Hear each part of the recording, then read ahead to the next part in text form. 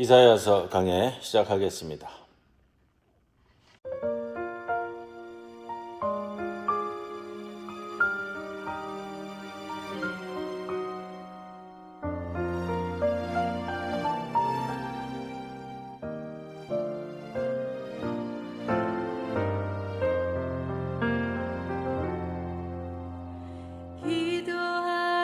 기도하세요. 지금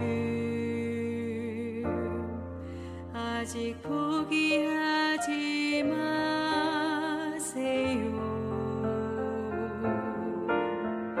주님 앞에 무릎 꿇고 겸손하게 기도해 보세요. 내 앞길 가로막는 장애물 있다 해도 걱정하지 마세요. 돌아서지 마세요. 슬픔도 고통도 괴로움도 기도로 이겨낼 수 있잖아요.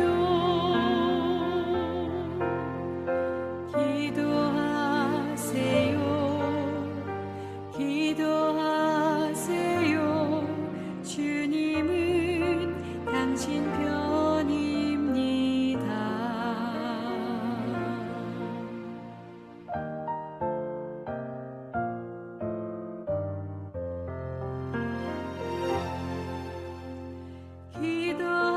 기도하세요. 지금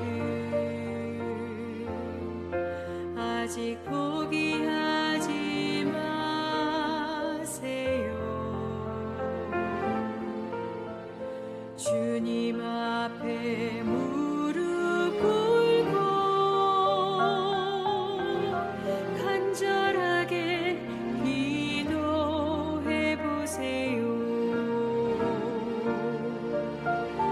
하늘이 무너져도 절망하지 마세요. 주님 의지하세요. 믿음을 가지세요. 슬픔도 고통도 괴로움도 기도로 이겨낼 수 있잖아요. 기도하세요. 기도하세요. 주님은 당신 편입니다. 주님은 당신 편입니다.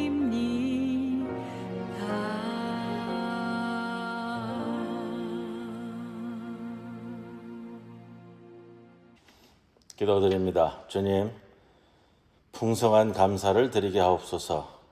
산다는 게 힘들고 삶이 버겁다고 느껴질 때 행복하기 때문에 감사하는 것이 아니라 감사함으로 행복해진다는 것을 믿사오니 우리를 지켜주시는 주님이 계시기에 더욱 당당하며 더욱 넉넉해질 수 있습니다. 마음의 싹트는 남과 비교하는 절망의 잡초를 뽑아내고 매일 매순간 감사의 기적을 맛보며 살게 하옵소서.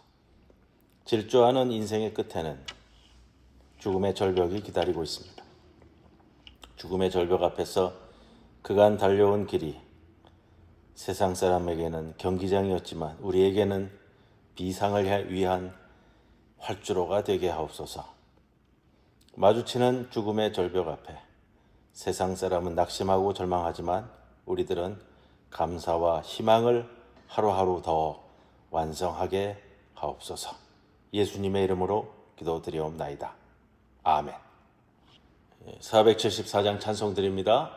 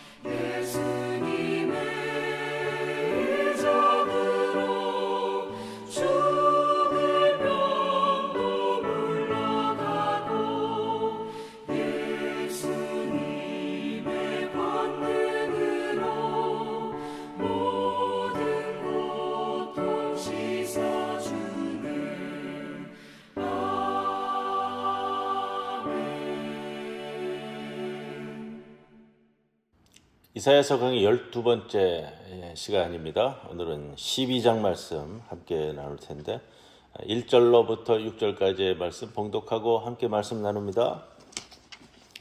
그날에 내가 말하기를 여호와여 주께서 전에는 내게 노하셨사오나 이제는 주의 진노가 돌아섰고 또 주께서 나를 안위하시오니 내가 주께 감사하겠나이다 할 것이니라.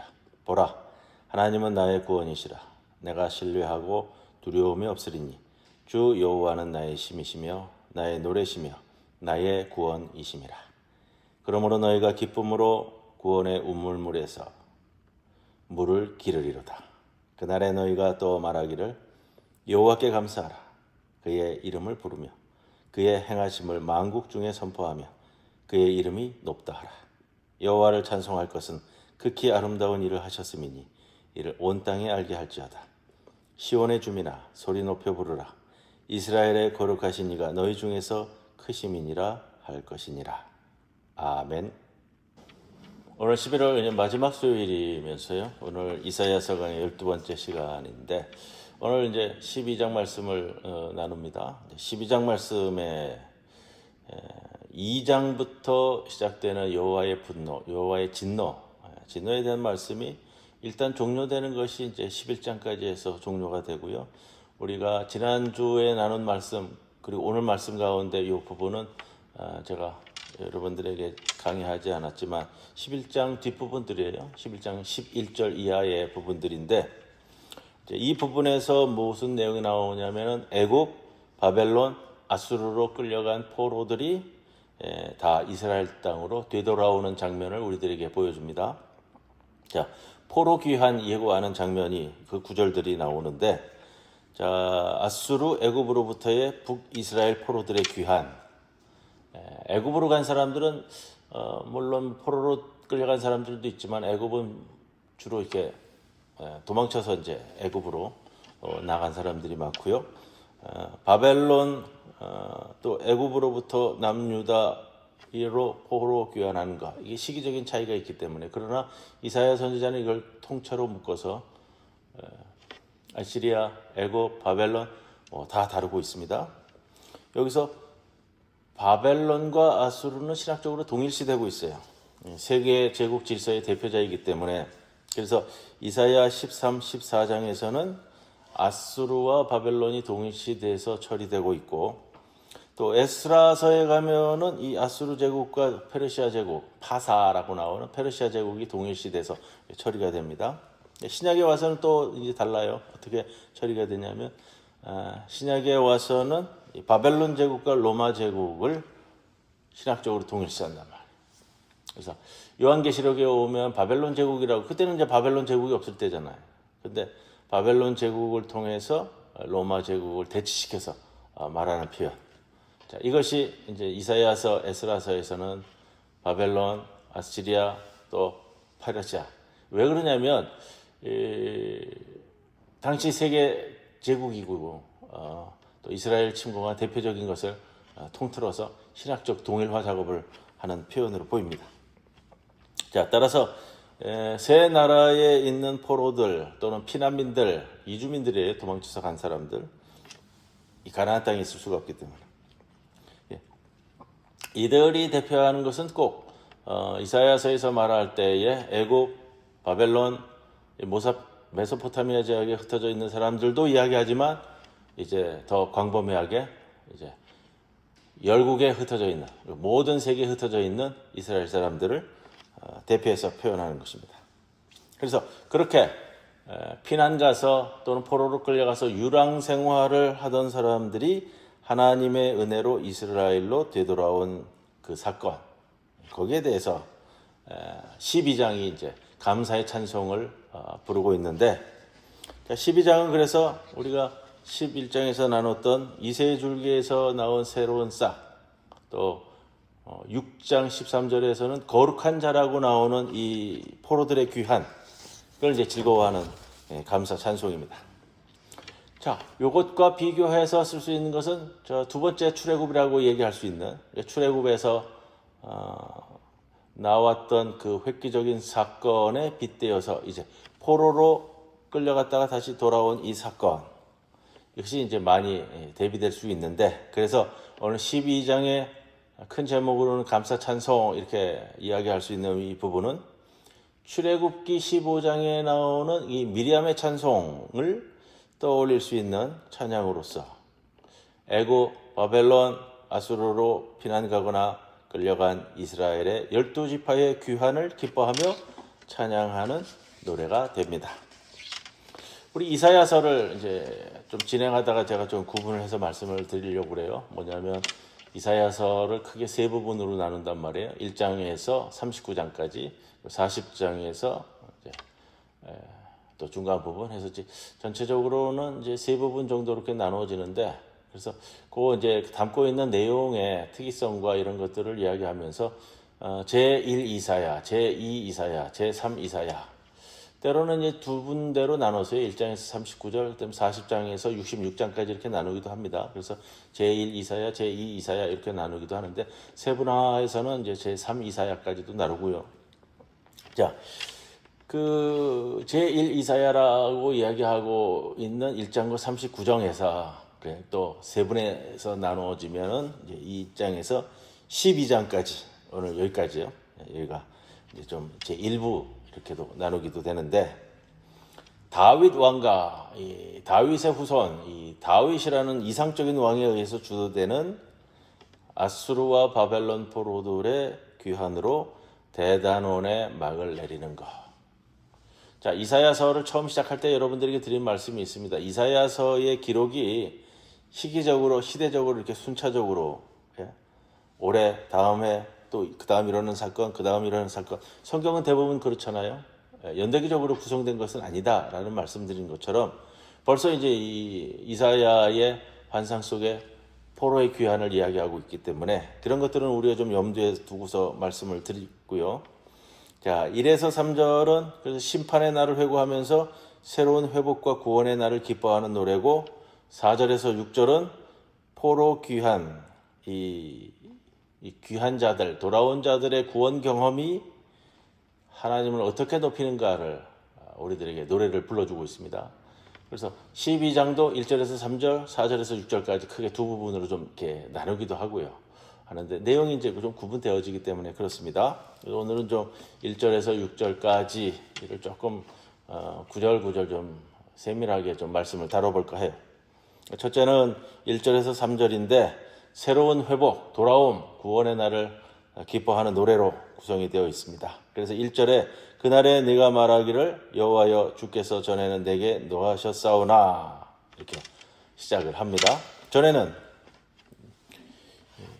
우리들에게 진노하셨고 분노하셨지만 애굽, 바벨론 그리고 아수르에 남아있던 하나님의 백성의 귀한 사건이 이제는 일어나는 날, 그날 1절에 있는 그날이에요. 그날에 귀환한 포로들은 하나님의 진노가 지나고 이제는 하나님의 위로의 날들이 시작되었다라는 것을 선포하면서 노래를 시작합니다. 그래서 하나님께 감사할 수밖에 없다. 2절에 보라 하나님은 나의 구원이시라. 2절에서 돌아온 하나님의 백성들은 이전에 한 번도 느껴보지 못한 하나님의 이 친밀한 사랑을 느끼게 됩니다. 자신 있게 선언합니다. 보라, 하나님은 나의 구원이시라. 내가 신뢰하고 두려움이 없다. 아시리아 제국의 침략 앞에서 나라가 망하고 막 산산조각이 날 때, 그때는 하나님의 콧김에서 뿜어져 나오는 하나님의 이 진노의 화염에 타들어갔으나 이제는 하나님을 내가 신뢰하고 두려움을 이길 수 있게 되었다. 이런 표현입니다. 하나님을 신뢰하는 것 자체가 구원 사건이에요. 하나님을 두려워하지 않는 것 자체가 구원 사건이란 말이에요. 이 두려움을 이기는 거, 이 세상에서. 왜냐하면 실제로 그런 거예요. 하나님을 신뢰한다는 것 자체도 굉장히 힘들거니와 하나님을 신뢰한 후에 두려움을 극복하는 것도 실제로 어렵기 때문에 우리가 말로는 하나님을 신뢰한다고 하지만 이 세상에서 당하는 고난 속에서 그 가운데서도 내가 하나님을 신뢰할 수 있을까? 하나님이 가장 사랑하였던 이 이스라엘 백성들, 이 나라, 이 백성들이 그렇게 하나님을 믿고 신뢰했음에도 불구하고 나라가 망하고 조각조각 나서 포로로 끌려가는 그 상황에서도 하나님을 신뢰한다? 이게 어렵잖아요. 실제적인 생활에서. 그러나 하나님을 신뢰하고 두려움을 극복하는 것 자체, 그렇기 때문에 이것이 구원 자체가 되는 거예요. 우리가 아하스 왕 이야기를 나중에 또 다시 얘기가 나오겠지만, 아하스 왕도 하나님을 신뢰할 만한 굳건한 반석 위에 놓여 있음에도 불구하고 실제로 어려움에 처했을 때 사시나무 떨듯이 떨었다라는 표현이 나오는 것처럼요. 참 어렵지만 그러나 바로 그것이 구원 사건이다. 하나님을 신뢰하는 것, 이로 인해 두려움을 극복하는 것 자체가 구원이다. 이렇게 말씀드릴 수 있고, 2절의 하반절은 바로 그렇게 된 이유를 말하는데 이렇게 노래 부릅니다. 주 여호와는 나의 힘이시며 나의 노래시며 나의 구원이심이라.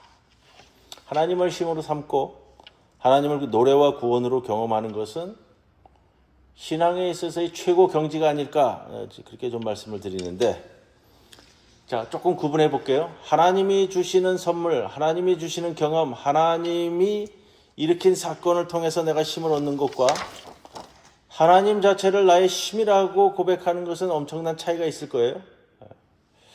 하나님에 대하여 노래하는 것과 하나님이 나의 노래라고 고백하는 것과는 또 차이가 있을 거예요. 하나님이 구원하신 그 사건을 경험하는 것과 하나님이 구원이라고 고백하는 것 사이에는 큰 차이가 있다는 거예요. 자, 오늘 감사 찬송, 노래 부르는 이 찬송자가 가사를 그렇게 노래 부르는 거예요. 하나님이 나의 힘이시여 구원이시여 나의 노래다. 그래서 이 12장 노래를 부르고 있는 주인공, 이사야 예언자일 수도 있고 또 다른 노래 부르는 이일 수도 있는데, 무엇을 근거로 하느냐? 자기의 경험에 하나님이 구원이다, 하나님이 나의 노래다, 하나님이 나의 힘이다. 12장 지은이는 그것을 경험한 자입니다. 그리고 3절에서 그러므로 너희가 기쁨으로 구원의 운물들에서 물을 기르리로다. 자, 근데 갑자기 이제 이렇게 말해요. 너희가 기쁨으로 구원의 우물들에서 내가 물을 기르리로다. 내가 그래서 구원의 우물에서 내가 물을 기르리로다가 아니라 이제 너희가로 바뀌는데, 자, 이것은 자신의 구원 경험을 통해서 다른 사람에게까지도 그 구원의 기쁨과 노래를 확산시키는 것. 나에게 이 기쁨이 있기 때문에 그 기쁨을 확산시키는 노래가 있기 때문에 이렇게 노래 부르는 거예요. 근데 이 노래는 민수기 21장 17절 18절에 나오는 구원의 노래를 기억나기도 합니다. 이스라엘 백성은 제가 이 말씀을 드리는 이유는 이 포로에서 돌아온 이 사건이 출애굽의 사건과도 연관지어져서 제2의 출애굽이다 라고도 이야기할 수 있기 때문에, 빗대서 얘기한다면 민수기 21장 17절 18절에 나오는 구원의 노래, 배경은 이스라엘 백성이 아르논에서 출발하여 오아시스 지역인 브엘에 도착했습니다. 브엘은 운물이라는 뜻인데, 여기서 이스라엘 백성은 샘물을 풍성하게 공급받았습니다. 하나님께서는 그런데 이스라엘 백성들에게 그냥 지표면에 나와 있는 샘물을 그냥 발견하게 하신 것이 아니고, 백성들로 하여금 지하수 샘이 흐르는 수맥을 찾는 것을 도와줍니다. 그래서 이 부엘이라는 것 자체가 이제 샘물이라는 뜻인데, 부엘에서 생수를 공급받은 백성이 부른 노래가 21장 17절 18절 이 노래인데, 이런 구절이에요. 운물물아 솟아나라, 너희는 그것을 노래하라. 이 운물은 족장들이 왔고 족장들이 팠고 백성의 귀인들이 홀과 지팡이로 판 것이로다. 여기서 족장들과 귀인들은 단지 불평하는데 머물지 않고요, 물이 없다고 여호와께서 모세에게 명하기를 백성을 모으라, 내가 그들에게 물을 주리라 하시던 운물이라 라는 것처럼 그 말씀을 적극적으로 믿고 이 족장들과 귀인들이 적극적으로 샘 근원을 찾았습니다. 마침내 그들이 샘 근원을 찾아 운물을 팠습니다. 이 적극적인 지도자들이었다라는 말씀인데, 지도자들의 지팡이와 홀이 백성의 갈증을 해소시키는 우물물을 파는 도구로 순기능을 한 겁니다. 그걸 얘기하는 거예요. 하나님께서 그냥 지표에 나와 있는 샘물을 발견하게 한 게 아니라 우물을 줄이라 하고 한 다음에 백성들의 지도자가 무슨 지팡이와 홀로 팠겠어요? 다른 더 좋은 연장으로 팠겠죠. 이제 상징적인 표현이지만 적극적으로 나서서 수맥을 찾고 샘근원을 찾아서 우물을 파서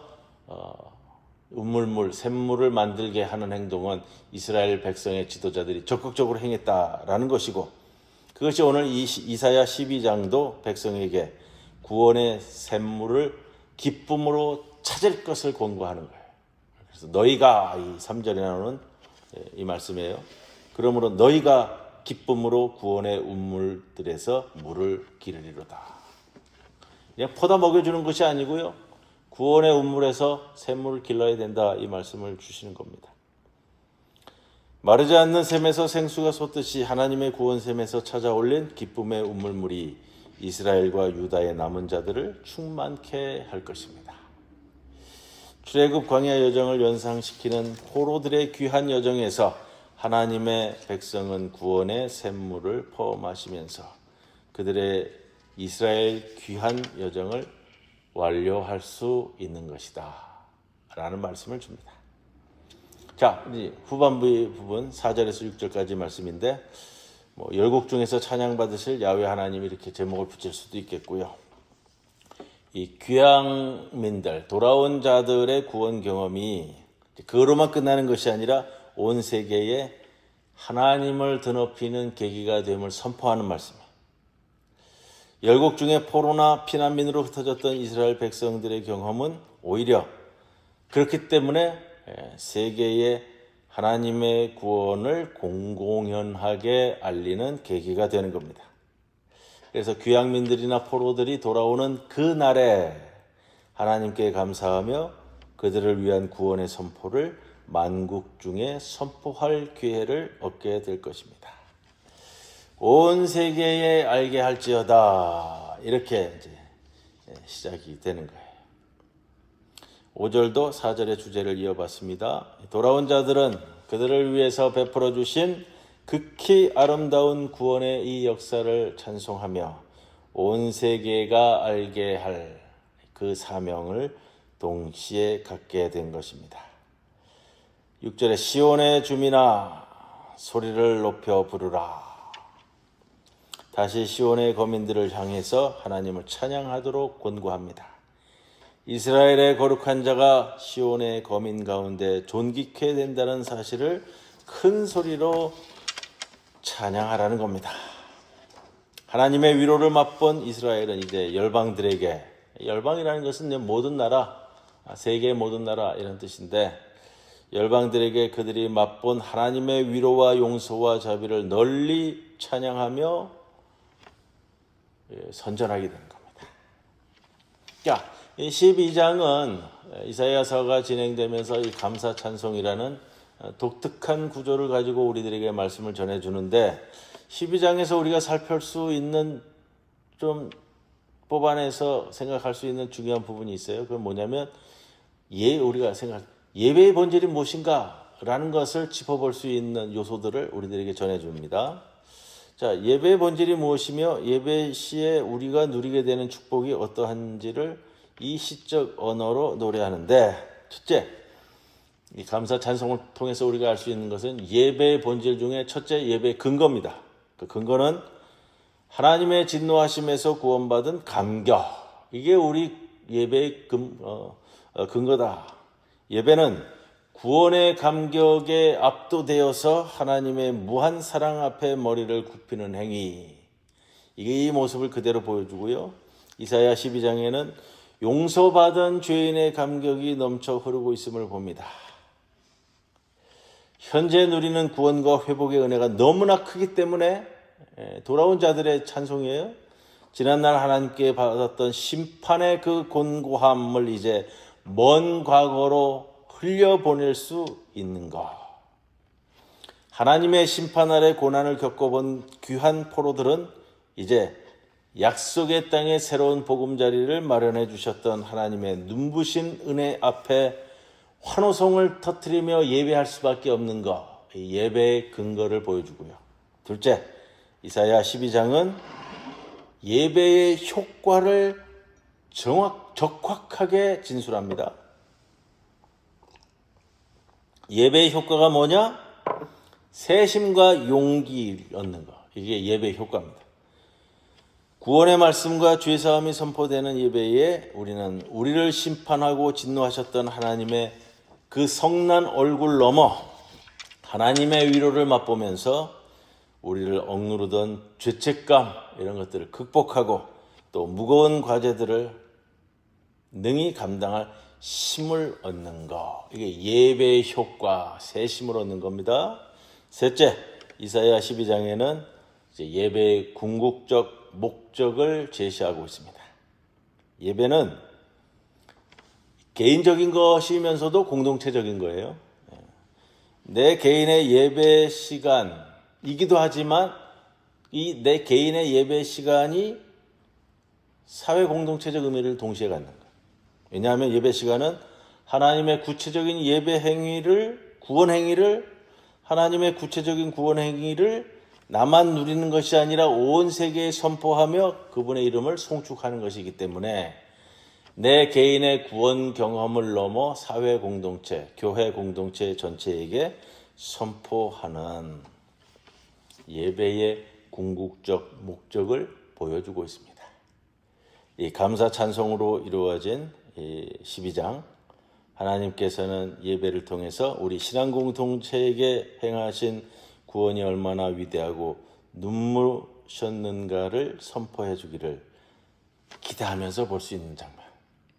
짧은 구절이지만 이 말씀을 통해서 우리의 삶과 우리의 예배를 좀 점검해 볼 수 있는 수요 저녁 시간이 되기를 주님의 이름으로 간절히 기원합니다. 475장 찬송 드립니다.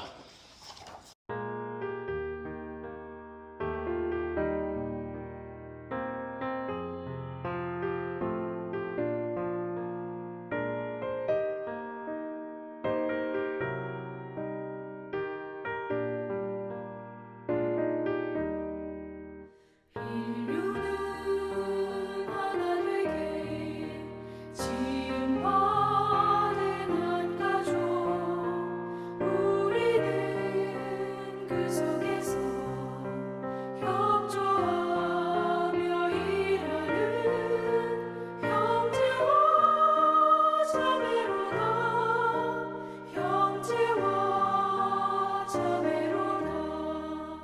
죄악은 뿌리 깊게 우리 맘에 도사려 편당심 일으키며 자명의식 넣어서 대화를 막으련다.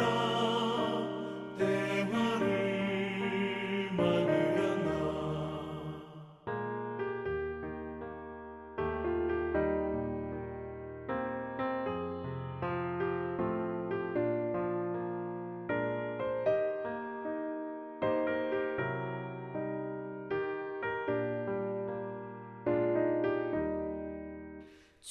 주님은 십자가로 화해하는 못 보여 불신의 이 땅 위에 믿음 사랑 되찾는 새 세계 명하신다.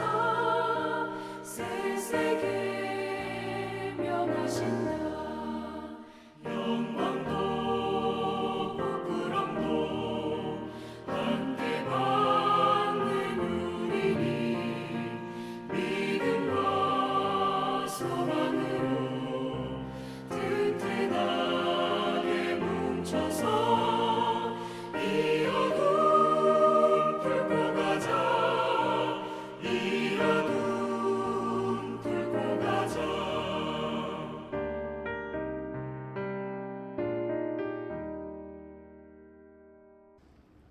하늘에 계신 우리 아버지여, 이름이 거룩히 여김을 받으시오며 나라의 마옵시며 뜻이 하늘에서 이루어진 것 같이 땅에서도 이루어지이다. 오늘 우리에게 일용할 양식을 주시옵고 우리가 우리에게 죄 지은 자를 사하여 준 것 같이 우리 죄를 사하여 주시옵고 우리를 시험에 들게 하지 마시옵고 다만 악에서 구하시옵소서. 나라와 권세와 영광이 아버지께 영원히 있사옵나이다. 아멘.